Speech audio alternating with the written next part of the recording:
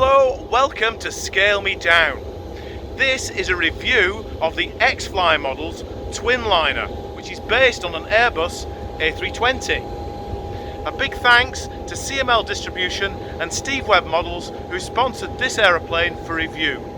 Please like and subscribe to support the channel.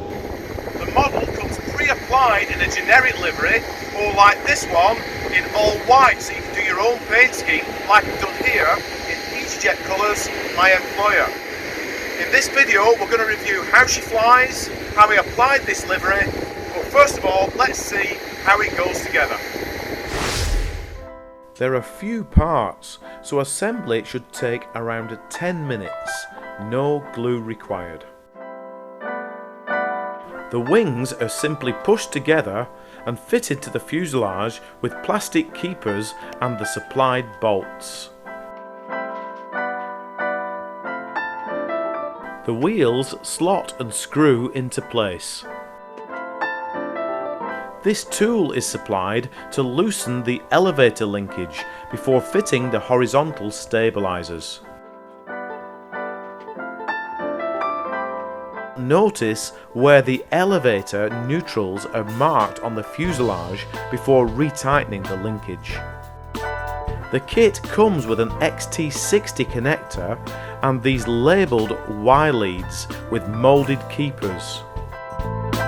Now let's connect up and bind a receiver so that we can set the control throws.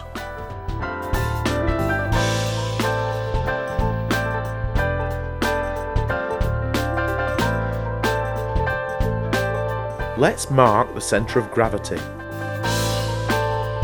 However, I couldn't achieve this by mounting the battery in its moulded bay, so to get it further forwards, I cut a piece of scrap polystyrene to lift the battery up and forwards, mounting the receiver behind.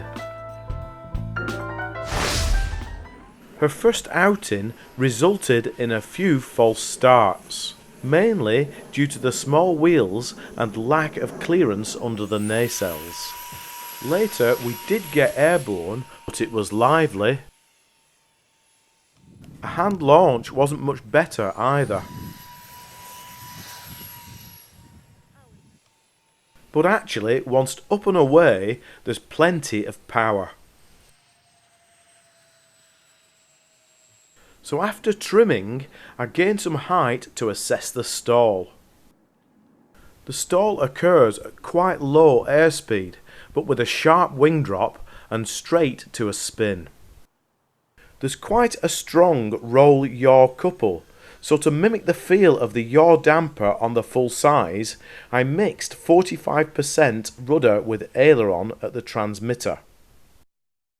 She's easy to fly around smoothly as long as you keep the speed up. There's a slight pitch up under power like the full size and a great rate of climb. Despite the wheels being fixed out in the breeze, she's actually quite slippery and quick. Landing is easy, and this 4-cell 2200 mAh pack provided 5 minutes, throttled back to 50% for most of the flight, leaving 24% remaining. Now let's look at applying the livery and some modifications. I started by testing if it was safe to pull masking tape off the painted white foam. It was then just a case of masking all the areas to remain white, including this lettering that I made on our Craft Robo vinyl cutter. I could then build up the colour in 5 very light coats with 10 minutes between each one. To get the stickers straight, there's these engraved guides. Let's see if we can tame the stall by introducing some washout. I placed the wingtips in hot water for 5 minutes before twisting the trailing edges upwards. I then removed the wheels. I had to extend this Allen key with a piece of drilled dowel and some heat shrink to reach the nose leg grub screw. Finally, I cleaned the grass debris out of the fans to preserve performance. Now, with a 1600 pack mounted well forwards, the modifications have made solo hand launching a doddle.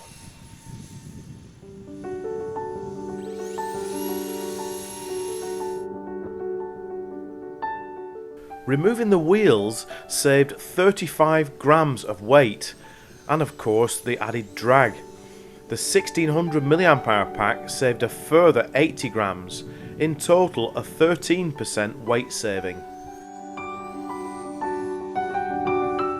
In my opinion, these mods make the model look and fly better, but let's see how they've affected the stall.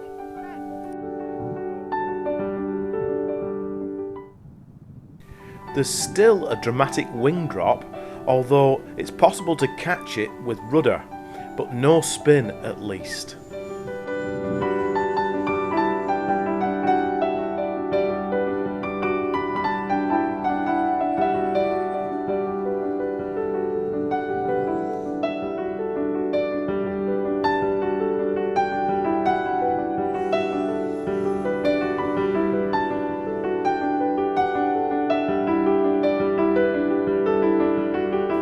I enjoyed grooving around with this pack for 4 minutes before skating to a stop on her engine pods. I love this little model with or without the modifications, and a big thanks to CML Distribution and Steve Webb Models for sponsoring this model, to EasyJet and the EasyJet engineering team, and also Liverpool John Lennon Airport. Thanks for watching, links in the description below.